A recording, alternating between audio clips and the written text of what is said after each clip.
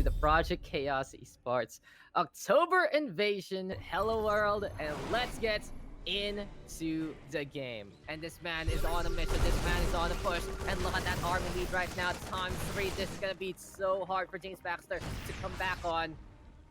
And he has to make sure that these banelings that he's trying to build are going to be absolutely huge. He's also going to go for Burrow. Maybe some Burrow lanes is going to be one thing he can bring out into the future. But as of the moment, the shot cannons from the siege tanks are covering fire yet again. And that's going to be it. GG is called. Fates with the drops, with the aggro, getting that win.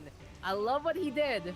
But in the end, the Marine squad is met for a reason. The Bible is there to just break any kind of hopes and dreams. And Fate right now looking to go to the east side. He just wants to get rid of that one drone. That one drone is all he needs to kill, and he is good to go. Maybe some drop play gonna be in order. Liberator is there, and GG gonna get called. James Baxter though, enjoying that game, that's for sure. He really went in for the effort, but Fate will move on to round number 2. We're seeing, though, the same old matchup. It's Ukraine versus Spain, and hopefully this stays mainly in the plane. Now, scans in a map like this very essential because of the shrubbery, because of the grass. And in the meantime, Jera's feeling confident with 170 supply. Who wouldn't be? He is just going to be going for the push. Now, there's a bit of a timing here for Jeros. If he can actually destroy the army before the +2 goes online, he is going to be in a good spot for the win. But in the meantime, if Fate can hold on for that +2, he might be able to make a difference in terms of the numbers, but this number is getting smaller and smaller because look how big Jeros has of an army count. He is pushing right now, trying to make it through. Jeros is going to be sacrificing the race to get in the front line, fighting for the shots here and there, and we will see a con game on both sides. Interesting enough though, Jeros saying, I don't need to go for the siege modes, I don't need to put these things down. The Vikings are hardly going there instead, and here we go with the push. Jeros right now just manhandling his opponent, and this should be it. Our Yellow Terra deciding that it's time to yell on over and get these kills. And with the siege tanks heavily protected in the backline, they are just good to go for the win. Jeros will take our first game here in the best of 3. Jeros though gets the first shot, Fate not paying attention, and this Reaper is just going to be running on away, but basically a good distraction here for Fate because Jeros might not be able to make it to the SCV in time. Does go in the first place, Cluster Bomb is there to add it on the DPS, and the bunker will still stand. The Marine right now going to be going on the outside. Jeros is again a second earlier than Fate, and you can see right now Fate is desperate to get this bunker up and running. He does so in a case like this, but the SCVs are full to go for the chase, and these two Reapers right now are causing havoc yet again. Last time in the game number 2 we saw an all-in. This time we are seeing the cheese, and this is just going to be executions here from the pistols. Jeros right now making sure that these Marines cannot make it to the bunkers, and these SCVs are falling one by one. Look at this, the stutter step is there, and GG is called. Jeros, you are just on a timer here, mate. This man says it's not about the R's, it's about the victories. And Jeros will take it 2-0. Here comes the push though, and the Disruptor is in behind. One big Nova can do it. It's gonna get into heart of Marauders. The SCVs still forming up the wall. And Killer Manyas has to get away. The meat shields from the SCVs are working out in his favor so far. But Fate right now is gonna push with the step back on. Dark Templar trying to get the DPS. There we have the scan into play. The Archon Warp is forced on. Disruptor will go down. The Stalkers are warped on in. But the second Nova is in behind. And boom goes the Dynamite. Goodbye to Marauders. GG is called. And Killer Manyas will win out the tug of war between our two EESC members. And he is going to be trying to reinforce with the rest from the, well, from his bases. And apparently, Ninja expansion here for Killer Manyas gonna get spotted on out. So the income here for Killer Manyas even getting worse and worse. And in a case like this, it's hard for the Protoss to come back. So GG is called. Fate will survive. We are all tied up 1-1. Yet again, he can easily go for the 200, but the beautiful backstab here from Fate against these Colossi. Now, interesting enough, they are going to get in position here to just get shot down by the Stalkers. And even though the initial position there for Fate was already good, Killer Manyas is bringing the hurt and making it even better. All about map control right now here for our Protoss, and he is just tearing apart all these outermost bases here from Fate. Fate is also out of time, and here we go again with another push for the stim back. Catches up the losses there, beautiful assassinations here from our Terran, but is it enough? No sirree, because Killer Manyas is on the hunt, and he is still out in front. painful stuff to see because this is just our Protoss making sure that Fate will not be able to stand a chance whatsoever into the next attack. And with the amount of minerals our Terran has, this might be it. Desperate repair on the Planet Fortress cannot even be done without those minerals for resources. And it's gonna be high time for Fate to throw everything at Killer Monyas. Good catch though, onto the Colossus. Stalkers are still there holding the line. Zealots though cleaning up a path of destruction. And this has to be it. Killer Monyas will move on. Fate will call GG. And when Killer Monyas remembers to build those bases, you can see him just pull away with every little bit that he has. Great game there as well. But here we are. It's time for upper bracket semifinal. This has been a long-awaited game, and we're finally in it. And it seems like a doom drop is upon us already into the main base. Catches that Colossus, literally spawning just to die. Back on the overcharge though is going to be there. And Jairus right now is marching into the middle line. Marsman cannot step aside whatsoever. One medevac will go down. Second one, only one more shot. That is going to be a good hit from Marsman. Seems like he scratches that one and says that Jairus, you have to work a little harder than that to get the hell away from me. But Marsman is still looking to survive with a mindset on up. There we go with a slam on down. Sentries will go down. Stalkers are going to get some damage there as well. And the Zealots right now tackling it up. The Colossus though needs to be kept alive. And Marsman now is on the ropes with Jairus taking map control. We've seen Jairus do this before, and he is showing that he is no underdog whatsoever. He is in heavy control right now. Catching out that second Colossus was absolutely huge. And in a case like this, Marsman has to retreat, but the Colossus will go down, and GG is immediately called. Jairus will win game number 1 in this set. And here we go with the blink forward, but it doesn't catch any Vikings in time. In the meantime though, Zealots are marching on in, but as soon as they make it there, they realize that there are no workers because everything else is already here in the front line. Jairus bringing in the drills and looking to be the one who can pierce the heavens with that one. He's looking to shut down this port base already with the worker evolution, and he is just keeping it up. But Marsman in the meantime with 92 army, and he's looking very, very solid into the setup. Seems like for Jairus, he realizes that he's just down onto the work account, and he's gonna go for an all-in. Can he actually stay alive here? Because the Colossi are safely behind. Arcos are there as well, being very bulky. And then Nova looking to connect on the low ground as well. Jairus right now running out the MRV, running out of the workers, and Marsman will take that second game. Jairus is gonna be wondering, why is there a Zealot this early into the game? Why are we seeing a Zealot right now, especially against Terran?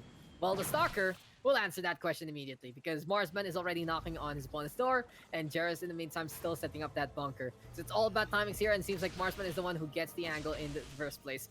SCVs are pulled though, trying to get to the front line. It seems like that's going to be a bouncer effort here from the Zealot, and the Stalker in the meantime looking to catch out the Reaper. Bounce though is there, and a beautiful catch by Jairus actually to put his Marine in harm's way. I honestly thought that could have helped Marsman out because the Zealot was going to be right beside him. But at the very least, Jairus able to get on the inside, and these Stalkers right now are just going over to the west and tanking those bullets to bother the natural base. The time is ticking here for Jairus to answer back. This is going to be the supply depot wall set on up, the blockade.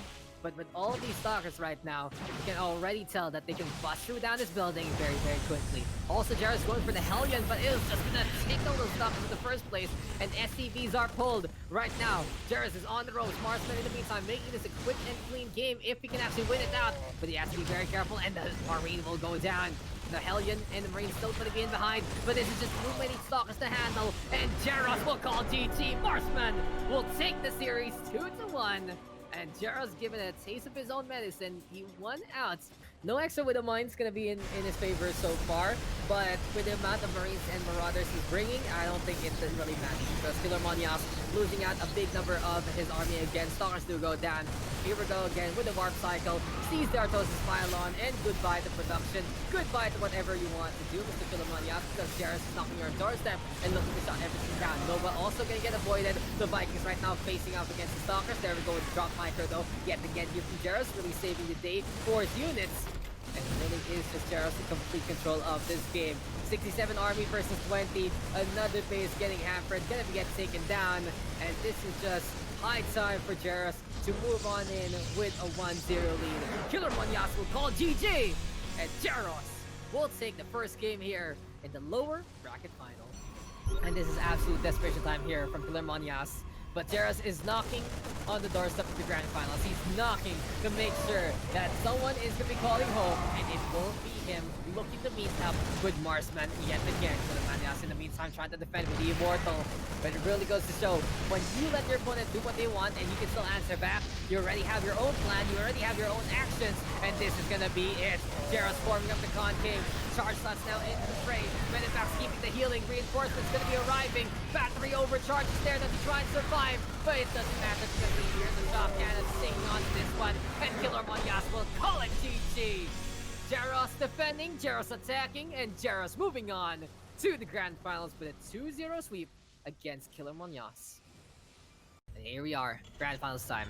0-0, no advantages there from our upper bracket semifinalists. Standard test of time for this Colossus is getting so much value. 15 kills and counting. The problem right now with the bunkers is it doesn't matter if even though they're up, there's nothing to go on the inside. And this is going to be the Colossus eventually falling on down. Jaros still with the advantage. He has such a big army count so far. And he is just bringing in the hurt, looking to get the shutdown again and again and again. Lone Disruptor not going to be able to make it happen. And that is going to be that. GG is called. And Jaros will take a map away from Marsman again. Takes the 1-0 lead here in the grand finals. Jaros again on his toes, and Marsman right now with the proxy Void Ray push with shield batteries online, unscouted, unmitigated, same old issue right there for Jaros. And you know these Void Rays, they're even better in this match, so it really just goes to show that this has been something you really want to play in multiple matchups. It really feels like we are back 10 years ago, that Void Rays were the answer for everything. And in a setup like this is just Marsman right now tearing everything apart in front of him. Sure, that's a Viking. Look how quickly it gets melted. It's like a microwave waiting to happen. Cyclone, save case, go for the chase, get that last shot, and that is going to be that. GG is called, and Marsman will tie it up with the proxy play. The Void Rays are on your plate, good sir, and you have to just take another to your grave. In the case like this, though, it seems like the numbers are still in favor of Jaros. We are seeing this fireball get even bigger and bigger yet again. Feels like a Katamari waiting to happen. Jaros, though, already on the hunt, pushing on forward. But Marsman with Disruptor control, and he will get a big jump there, equalizing the odds immediately with one shot. And really is the big fight from the Disruptor yet again, getting that takedown. They're called Disruptors for a reason, guys, and that is just disruption at its finest. Purification Nova getting connection, and Marsman now with the advantage with one shot. Suicide unit doing all it can, and more by that point basically couldn't move, and it did die. But dying for the cause is the way to go, and Marsman is on the hunt. Force fields are essential and absolutely massive. Optimal play there from Marsman. He is just pushing forward again and again, and right now this is our Protoss on the hunt. This is why you get Disruptors alongside these Colossi, because you can make miracles like that. Big bomb yet again, GG called, and Marsman is a purifier waiting to happen. He takes the lead, 2-1 there. And when you see those imposing eyes keeping, well, an eye out, it is just laser beams abound in the first place. With the mines looking to set up, it's not gonna happen. Jaros though loading everyone in, and it's time to hightail it out of there onto the main base itself.